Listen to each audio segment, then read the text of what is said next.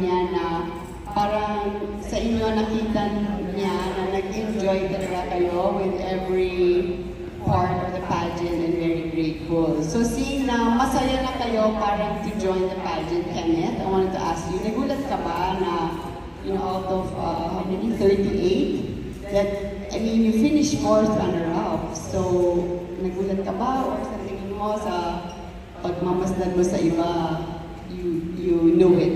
Yes po.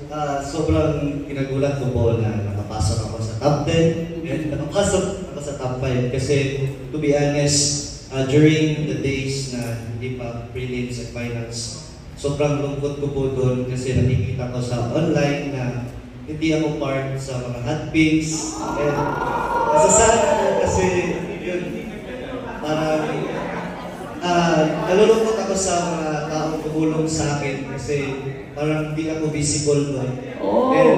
And always ko lang tinatawagan si Papa Jay, sila Rick na anong gagawin ko. Always akong nagpapa-assess sa kanila. Sabi naman nila na it doesn't count, gawin mo lang yung best mo. Pero ito yung isang way na parang naging winning point ko kasi doon ako nag-strive more. Hindi naman naging competitive, but doon naging more drive na mag-prosecute pa ako at galingan ko lang sa closed doors, sa preliminaries, and sa finals. Kasi yun yung mga important parts ng pageant para manalo. And yun, nung tinawag ako sa top 10, parang happy. But after nun, pagsagot ko sa top 10 na question, which is given to us 1 hour before nag-start yung show, parang nag-struggle ako doon kasi paano ko kaya isasagot yung sagot ko in 20 seconds na not templated, na hindi siya practice na answer. So yun, parang nag-struggle ako doon kaya medyo sabi ko, top 10 lang talaga ako. But luckily, so happy na tinawag tayo sa top 5. And sabi ko doon, sasagutin ko na lang to from the heart. And yun, parang nalungkot ako doon, but nakita ko yung mukha ni Mama Jay. Diba? Sabi niya, smile sa top 10 ko, sa top 10. So yun, parang sobrang sad ng face ko, but gano'n ako. Gano'n, I'm so happy kasi I make my mama proud. And, kasi yun po, sobrang parang nalulungkot din ako kay Mama Jay kasi always siyang nababash and madaming mga sinasabi sa kanya, but hindi niyo po alam yung sacrifices na ginagawa nila para sa amin. And it's not easy. It's not easy po na yung mga hindi nakikita ng tao po, yung mga sacrifices nila. Yung gastos, grabe.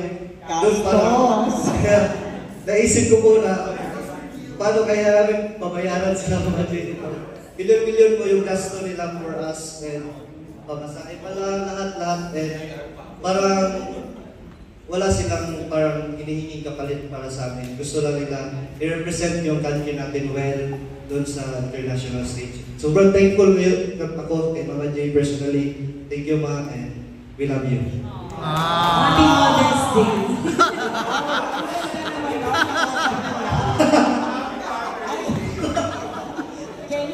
After that, mas lalong ang dami ng gusto mag-join. That was so nice for you to say that. Diba, Mama Jay? Oh, marami kang... Another travel opportunity. So anyway, natutuwa ako sa answer mo talaga. Natutuwa talaga ako. Pero i-follow up na natin since nandito na rin sila. Since sila rin yung mag-aano ng next step ng career. Diba? Sabi mo, you wanna enter PBB, or you wanna do showbiz, or whatever. May dream ka ba na maka-role ng teleserye, like maybe Kevin? Meron ka bang, kanina, ano yung dream? Yung, yung kunyari, if they were to ask you, if any network were to ask you, what would you like to do? Like, what show? Meron ka bang maisip na pe? Or at kung sino yung gusto mong kalapin, if ever? Actually, gusto ko maging artista, bata pa lang. Artist? Idol ko yan, number boy. Lover boy? Pero ano po, bata pa lang ako, parang, like, now, sinasabi nila, Martin daw, gano'n. Coco Martin. Gusto ko action or something like that. Yeah, you heard it. Okay, God bless. Good luck. Thank you for sharing that, Kenneth. Tara! I was so happy to watch your pageant online. Parang ang saya-saya mo rin every time you advance to the next cut. Diba? So I'll ask you the same question. Nagulat ka ba? Or expected mo? How was it for you inside every time you made it to the next step? Honestly, so, beses ako, naniwala sa Mama J na kaya kong represent ang Philippines on this international stage. Panalo na ako dun eh. And to be able to be called Miss Philippines, winner na ako dun. So, the opening game plan when I joined Miss International stage was to really enjoy every single moment of it. So, nung times na mga napapasok tayo sa first cut, second cut, third cut, it really made me feel the kilig factor na Philippines ang natatawa.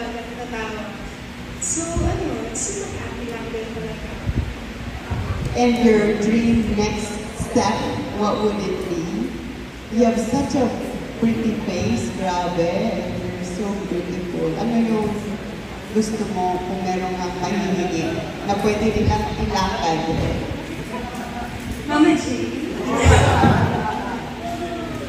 Well, I'm open for opportunities under modeling, commercials, or if there is an opportunity when it comes to acting. So, yan. Sakto sa Empire Mercador Canadido, so you went to the red door. Correct. So with that, thank you so much, Ms. Diana, and thank you so much to our media friends. Some message to every children out there na kaya nyo rin na ginagawa ko. And sobrang thankful ako sa mga taong tumulong sa akin from the start until now. And sa mga taong lumagdag, yung mga nanatili pa rin, sumuporta sa akin, tumulong. Kaya thank you so much from the bottom of my heart. Alam ko na kung sino kayo. And thank you post naman ako. But marami akong nakalimutan doon sa thank you post ko. Kaya I'm very sorry guys. Babawi ako sa inyo. Thank you so much talaga. Wala ako dito kung wala kayong lahat. I'm also thankful to Tana kasi we made a sa Poland. Nagtulungan kami. They always tinatanong siya kung anong ginagawa nila sa post door nila. Sabi niya, pinag-ending ko lang, chika-chika na ako. Sige ka, chika-chika na rin ako.